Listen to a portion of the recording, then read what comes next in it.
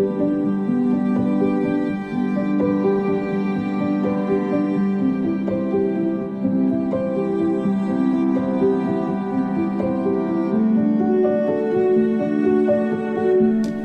everyone, welcome back. This is Denise. So I have some honeymeal paper, exactly like the big pad that I always use, the 100% cotton cold press 140 pound paper. But this was a special pack that came from Sketchbox, I think, pretty sure, that's already cut. But you know what's funny? There's the watermark on this one right here. That's weird. But anyway, I'm going to use a piece of this because it's floating around my studio and has been for probably a year. And this is the year I'm trying to just use things that I already have. And so it's already cut. It's already got deckled edges, which I like. So we are going to go ahead and just use what we have. This is my Holbein artist tape. I like this. It's really lightweight. You don't get as much on a roll as you do a roll of painter's tape, but it's like a lightweight washi tape almost. It's kind of what it feels like to me. And I've been using it in all the mini paintings that I've done, and I like it. And today, speaking of the mini paintings, this is another random reel that's going to come out. You know, I get so far ahead, I've got like over a year of reels ready to post on Mondays and Thursdays, and this one I just did yesterday. So this reel will come out probably next year. But I'm so inspired by how lovely the colors are. And what I've been doing is looking at my color wheel and saying, okay, if I'm doing, you know, purple, what is the opposite of purple? A green. And so I've been picking some color, and then for the contrast, picking something opposite it for a complementary kind of palette. And this one is so lovely. It's almost like we're in the garden. We've got some purple flowers and some lovely leaves. So this is my inspiration, and I'm just gonna pull out crayons, because I did use the Neocolor 2 crayons on this. I used the Posca pen. I used a tempera stick by Shuttle Art. And so I'm going to create something. Doesn't have to be this exactly, but this was my inspiration. And just see where we can go. And I used the Holbein granulating watercolors, and so that's what I'm using today. And I'm pretty sure that I went with this pretty dark kind of purpley shades right here. Like I might have done both of those. It's hard to say now. I did this a couple days ago. But yeah, it's kind of in this kind of family. Maybe even like that one. Like maybe it was those two. Now that I'm looking at it, it was these two. Took me a second there to remember what did I use. So 501 and 562, 561 and 562 in those Holbein granulating colors. And so yeah, that's what we're going to create today. I'm not doing anything specific other than just yummy abstract.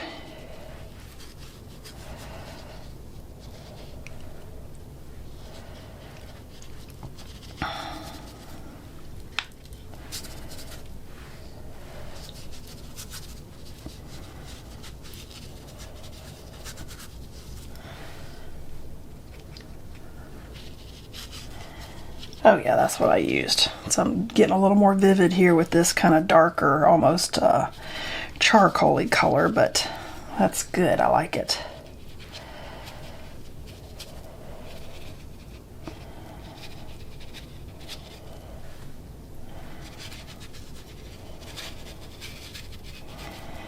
And I don't have to fill all the space, just trying to see like where this can take me. Maybe I'll stop about there.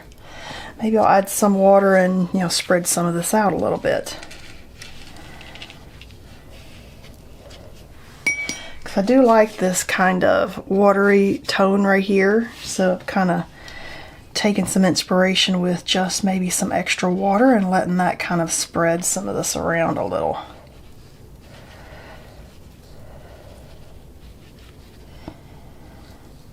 I kind of think I like that. I like that. I got a little bit of graphite in here, so I might just come do a little mark making. And I also have this super lovely lavender shade.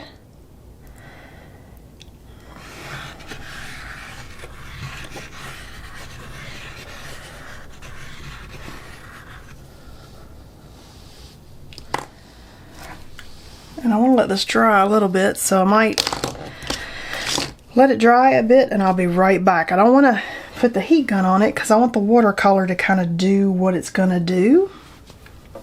I'm kind of thinking though, do I want some? No, let's just let it dry and I'll be right back.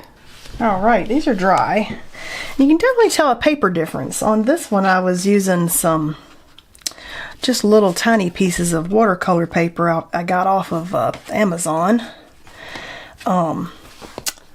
And it's a little stiffer. It's more like a Arches watercolor paper, whereas the Honeymoon paper is a little softer, has a little bit different feel to it. So it's kind of interesting to see the differences there on the different watercolor papers. It almost looks more vivid on this than it did on this. It's more washed out. And hang on, I'll tell you. So this little pad of little minis was by Flunbrato, F-L-U-N-B-R-A-T-O. And it's 100% cotton watercolor paper. And I have it in a couple different sizes because I liked it so much. Thought it'd be perfect for mini paintings, and so I have been working my way through these 80 sheets. And they're a glued pad, but I take them off the pad because I don't like working with that height difference. I like taping stuff down, but yeah, Flunbrato is what those minis are. And it's just a different feel to the way the piece ended up. Just think it's fascinating experimenting with different papers and seeing how that reacts differently to the watercolors and the color differences. Like, it just looks drastically different. I kind of wish that Flunbrato did larger sheets like this, and then I could do like a comparison of the two. But it is just super fun to play and just see like what can that get us. Okay, so kind of feeling like I need the white, and then I'm just going to kind of look at it and think, what else does it need? Because when you're going from little to larger, you're going to have some differences in spreading it out. Is what you did on the little tiny piece enough? Did you need to fill in with some other yummy marks or colors or materials? It's just fun to play and experiment and figure out what else does the piece need. And I kind of feel like maybe this could use some gold. Have not had gold out in a while, but I am kind of thinking that I really love this stencil, and I've used it a couple times recently, and I'm kind of thinking that I would like to use it. And it's a Stencil Girl S501 Wolf, but I feel like I could use a little of this texture coming out of here. And I've got several golds that I like. I just stuck them up here. I like the Kuretake one I love. I also like, that's a silver, the golden iridescent gold fine deep is my alternative that I like to the Kuretake one. And it's basically one everybody could get probably. It's golden iridescent gold fine deep. That's my alternative that I like. So let's put some gold on here. I might get out the, let's do this. I was about to say I might get out the fine liner, but let's just see what we get here. Oh yeah, ho ho, that's what it needed. Let me tell you, a little bit of gold. Set your life right. Do I need a little more? Kind of feel like maybe a tiny bit over here. Ink blending brush. Everybody always asks what that is. Ink blending brush. It's over on my favorites page, and it's tagged in my Amazon shop, so you could hit either of those links on my favorites page to get to that. Now I do feel like it needs something else. What does it need? Does it need something else? Are you feeling it? What do I need? Yeah. Like we could come in with some colored. Almost thinking, just thinking out loud here, but I'm almost thinking maybe some mark making with a darker color. How about that? Yeah. Ooh, yeah, that's what it needed. Just some mark making with a color that could contrast it maybe.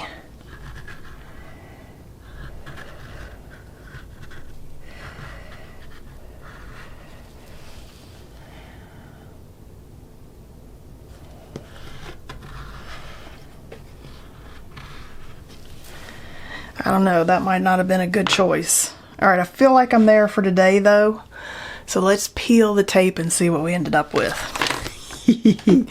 And then, it's not about getting a masterpiece for me. It's about enjoying the day, the paint day. It's about just having some fun with color, seeing what choices did I like and not like. It's just about showing up and hanging out with you guys. That kind of just sets the tone for the rest of the day. Now I've had a little bit of fun at my art table. I've played with color, a little bit of texture, a little bit of gold, and just see, like, what did we end up with? All right, and there we go. Super fun. Hope you enjoyed hanging out with me and seeing my inspiration piece. Let's see what I did with it, because I just threw these all on the floor. Got a lot of good little minis coming up. Okay, I've lost it.